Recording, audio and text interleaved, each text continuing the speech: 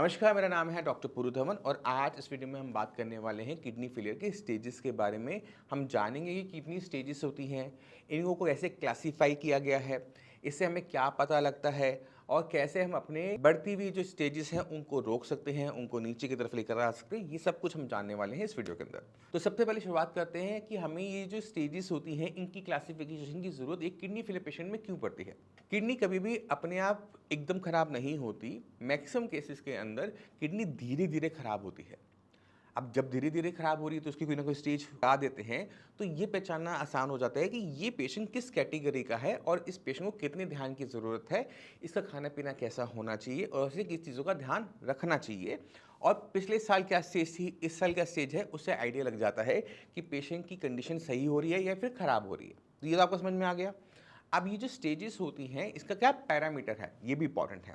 तो जब हम स्टेजेस की क्लासिफिकेशन करते हैं, यानी हमने जो कैटेगरीज बना रखी हैं वो डिपेंड करता है कि आपका जीएफआर कितना है। कुछ लोगों को नहीं पता कि जीएफआर होता क्या है। तो जीएफआर जो है वो ग्लोमेरुलर फिल्ट्रेशन रेट है, यानी वो स्पीड जिस स्पीड से आपकी किडनी खून को साफ करके यूरिन को बनाते हुए गंदगी को बाहर निकालती है। ये तो समझ में आ गया, स्पीड किस स्पीड से वो काम कर रही है। अब ये जो जीएफआर है ये निकाला कैसे जाता है, ये भी बहुत इंपॉर्टेंट है। तो जीएफआर का कोई अलग से टेस्ट नहीं होता। जब आप अपना ब्लड का सैंपल देकर आते हो तो उसमें किटनिन की वैल्यू आती है। किटनिन हमारा 4.5 है, 5 है, कोई भी फिगर आ रही है। अब आपकी उम्र भी है, तो आपकी एज और आपका किटनिन लेवल को इक्वेशन में डाला जाता है और आपका जीएफआर की वैल्यू निकल कर आती है। इसको हम बोलते हैं ईजीएफआर, यानी एस्टिमेटेड जीएफआर। ये एक्चुअल जीएफआर नहीं है, ये एस्टिमेशन है कि हम ओके ठीक है, ये पेशेंट की इतना जीएफआर होगा। अब ये जो ईजीएफआर है इसकी हेल्प से हम कैटेगराइज कर रहे हैं पेशेंट को 5 ग्रुपों के अंदर, stage 1, stage 2, stage 3, stage 4 and stage 5। अगर किटनिन लेवल आपका बड़ा नहीं है, यूरिन में प्रोटीन आ रहा है ना, तो हम इसको स्टेज 1 कहते हैं। यानी किडनी खराब होनी अभी अभी शुरू हुई है, अभी पूरी खराब नहीं हुई है। यूरिन में प्रोटीन आ रहा है जो ये बता रहा है कि कुछ ना कुछ किडनी के साथ गलत हो रहा है, थोड़ा बहुत शुरुआत हो गई है बट वो अभी हुआ नहीं। तो ये होती है स्टेज 1। इंपॉर्टेंट क्वेश्चन ये उठता है कि स्टेज 1 में जीएफआर कितना होता है। तो स्टेज 1 में जो जीएफआर है वो 90 प्लस होता है। आप चेक करोगे रिपोर्ट में आ रहा है 90 प्लस आ रहा है, तो वहाँ पे तो नॉर्मल आ रहा है बट यूरिन में प्रोटीन आ रहा है। तो ऐसे केसेस को मैंने स्टेज 1 डिक्लेयर कर दिया। अब स्टेज 2 में क्या होता है कि स्टेज 2 पहुँचते पहुँचते तक किडनी को इतना नुकसान हो चुका होता है कि थोड़ा बहुत जो आपका किडनी लेवल है वो बढ़ना शुरू हो जाता है, वो अपर बॉर्डर पे जाना शुरू कर देता है। जैसे अगर मान लो किडनी की वैल्यू 1.1 नॉर्मल होती है तो 1.2 के आसपास वो रह रहा होगा। और जब हम इसको चेक करते हैं, जब जीएफआर निकालते हैं, तो जीएफआर हमारा 90 और 60 के बीच में रहता है। यानी जब आप टेस्ट करवाएं उसमें आपकी रिपोर्ट में आ रहा है जीएफआर, मान लो कि आ रहा है 70, है ना। अगर आपका जीएफआर 70 आ रहा है तो वह स्टेज 2 ऑफ किडनी फेलियर हो गया। अब रफली यहाँ पर क्या हुआ है कि किडनी धीरे धीरे खराब होती हुई इतनी खराब हो गई है कि अब वो बॉडी जो किडनी बना रहा है उसे साफ नहीं कर पा रही, इसी वजह से थोड़ा सा लेवल हमारा जंप किया है। अब यहाँ पर पहुँचते पहुँचते किडनी 30% तक मेरे हिसाब से खराब हो चुकी होती है। अब चलते हैं हम अपने स्टेज 3 के ऊपर। स्टेज 3 जो है वो तब आती है जब किडनी लेवल यहाँ से और बढ़ता है, किडनी और ख़राब होती है और जीएफआर की वैल्यू आपकी हो जाती है 30 टू 60 के बीच में। अब इसको 2 स्टेजेस में डिवाइड किया गया है। एक है कि 60 टू 45, यानी 45 टू 60 की एक रेंज बना दी गई है, एक 45 टू 30 तक की एक रेंज बना दी गई है। तो इसको हम 3A और 3B भी कहते हैं। अब ये जो कैटेगरी है यहाँ पर किडनी लेवल 2, 3, 4 के आसपास किसी न किसी का पहुँच जाता है और यहाँ पर हमें जो किडनी की डैमेज है वो 50% प्लस में जाना शुरू कर देता है। तो अगर आपकी रिपोर्ट के अंदर जीएफआर की वैल्यू 30 और 15 के बीच में आ रही है तो वो स्टेज 4 हो जाता है। स्टेज 4 के अंदर जो किटनिन लेवल है वो और थोड़ा सा इंक्रीज होते हुए 4-5 के आसपास हमें देखने को मिलता है और यहाँ पे प्रोटीन लॉस भी हो रहा है और यहीं पर जाके पेशेंट को अक्सर सिम्टम भी नज़र आने शुरू होते हैं। 3 और 4 की स्टेज पे ही जाकर पेशेंट को पता लगेगा कि हाँ मेरे साथ कुछ गलत हो रहा है। अब वो क्या महसूस कर सकता है, मान लो वो वीकनेस महसूस कर रहा है। वीकनेस क्यों महसूस कर रहा है, क्योंकि उसकी बॉडी में ब्लड नहीं बन पा रहा है, या फिर उसको हो सकता है कि सांस फूलने की दिक्कत आ रही हो सकता है कि इसे भूख लगनी बंद हो जाए, हो सकता है कि इसे खुजली होनी शुरू हो जाए किडनी की वजह से। तो जब पेशेंट को दिक्कत महसूस होगी तभी तो वो डॉक्टर के पास जाएगा। अब जब तक स्टेज 3 नहीं लगी तब तक पेशेंट को महसूस ही नहीं हुआ कि कुछ गलत हो रहा है। अब कुछ लोग सेंसिटिव होते हैं, उनको जल्दी पता लग जाता है। कुछ लोग होते हैं पहलवान की तरह हार्ड होते हैं, उनको लेट से पता लगता है। किडनी जब तक आपकी 50% प्लस में ख़राब नहीं हो जाती, तब तक वो कोई ऐसा सिम्टम पैदा नहीं करती जिसको देखकर आपको लगे या आपके डॉक्टर को लगे कि आपकी किडनी के साथ कुछ ना कुछ गलत हो रहा है। ये सबसे बड़ी दिक्कत है किडनी फेलियर के साथ। और अक्सर जो पेशेंट की आइडेंटिफिकेशन होती है कि किडनी ख़राब हो रही है या नहीं हो रही, वो इन्हीं स्टेजेस के आसपास होती है। अब चलते हैं स्टेज 5 के ऊपर। अगर क्रिटिनिन लेवल 15 से नीचे चला जाए तो हम उसको स्टेज 5 या फिर ESRD, and stage renal disease भी कहा जाता है। ये स्टेज 5 को इसलिए रखा जाता है कि यहाँ पर जाके ना होप खत्म हो जाती है, यहाँ पे जाकर आपको डायलिसिस करवाना पड़ेगा, पेशेंट डॉक्टर कहेगा कि आप जाके डायलिसिस करवाओ। तो ये वो स्टेज है जहाँ पे पेशेंट को एक तरीके से बताया जाता है।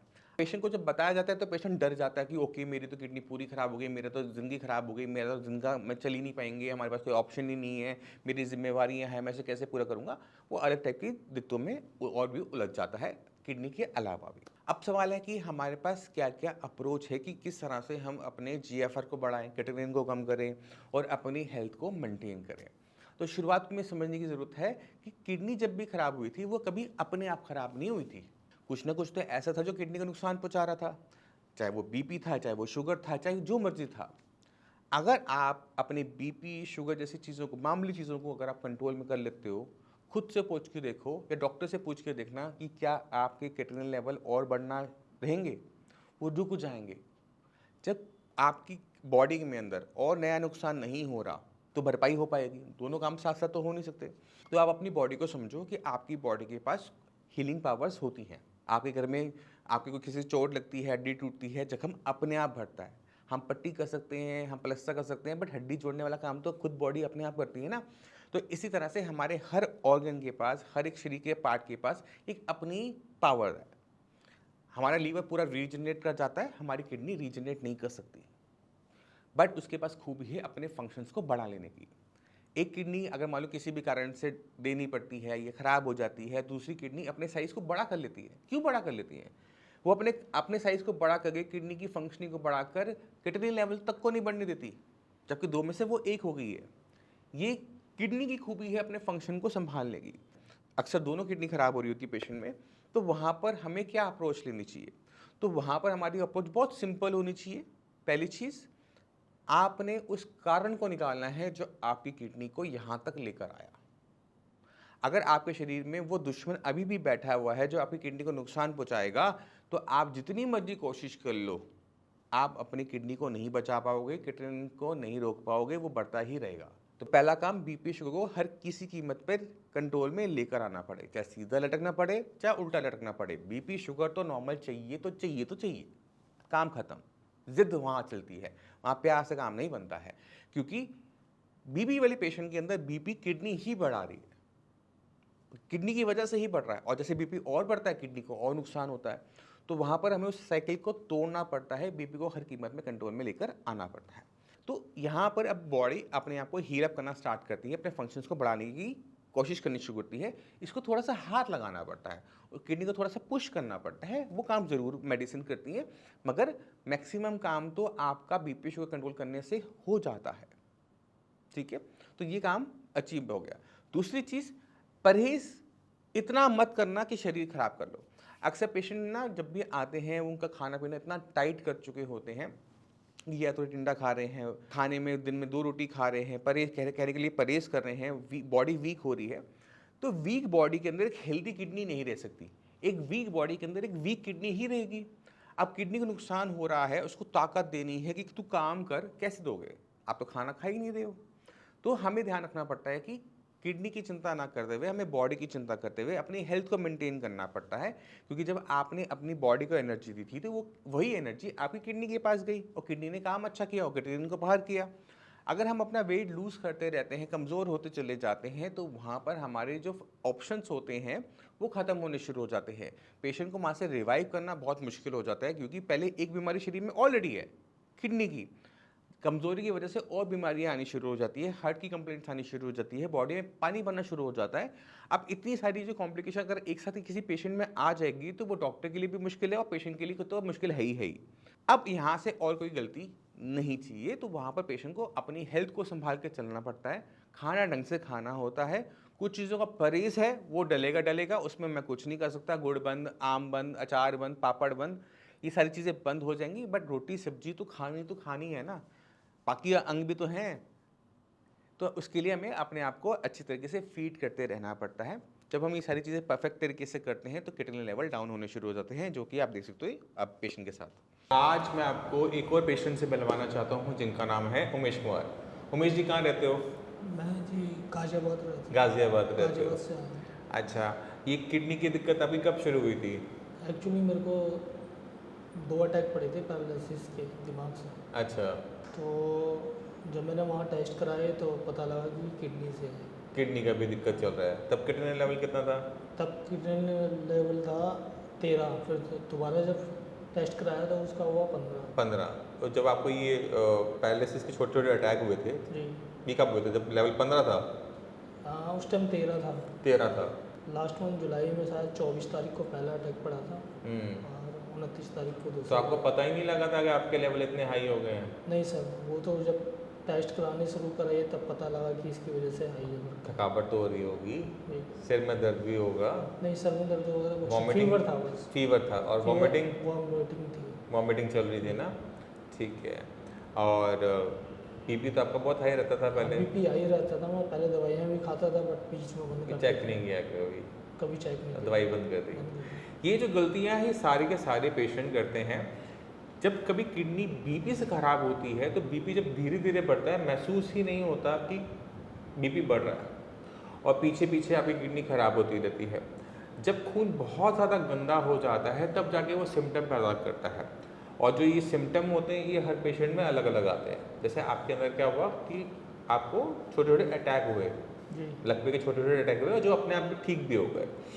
वो इसलिए हो रहे थे क्योंकि खून बहुत गंदा चल रहा था, दिमाग के अंदर जो खून जा रहा था वो भी गंदा जा रहा था, इस वजह से आपको आ रहे थे। अब जब आपकी अल्ट्रासाउंड की रिपोर्ट में हम देखें तो किडनी दोनों छोटी हो गई हैं, और किडनी छोटी कौन करती है ये आपको बहुत अच्छे तरीके से पता है। किडनी छोटी होने के पीछे कारण होता है, और वो है हमारा हाई ब्लड प्रेशर। अभी लेवल कितना है आपका? अभी लेवल 10 है। 10 है।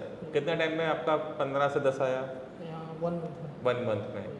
तब डॉक्टर्स ने क्या बोला था क्या करवाना है? डॉक्टर दीप्ति ने ट्रीटमेंट किया था, फीवर वगैरह था, तो उन्होंने किसी दूसरे डॉक्टर को दिया था गाजियाबाद में ट्रीटमेंट गाजियाबाद देकर? में। हाँ। राजनगर में मेरा इलाज चल रहा था, उन्होंने तो डायलिसिस वगैरह के लिए बोल दिया था।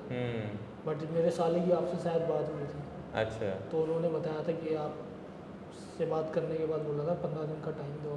15 दिन में ही फ़र्क को नज़र आ गया। हाँ। बट रिपोर्ट मैंने अभी कराई है। जब लेवल बहुत ज़्यादा होता है तो कभी भी बहुत लंबा ट्रीटमेंट नहीं दिया जाता, छोटे 15 दिन का ट्रीटमेंट दिया जाता है। अगर पेशेंट में आराम आ रहा होता है तो पेशेंट को डायलिसिस करवाने की ज़रूरत नहीं पड़ती, बट अगर लेवल आपका बढ़ता चला जाए तो हमें फिर पेशेंट को भी डायलिसिस बोलना पड़ता है। कंडीशन भी देखनी पड़ती है कि पेशेंट चल रहा है, खा रहा है, पी रहा है। अगर मान लो आपको चलने में, बोलने में, खाने में दिक्कत हो रही होती है या सांस फूल रही होती है तो हमें पहले डायलिसिस करवाना पड़ता, फिर आपका ट्रीटमेंट हम स्टार्ट कर पाते हैं। तो पेशेंट का स्टेबल होना किसी भी ट्रीटमेंट को शुरू करने के लिए ज़रूरी है।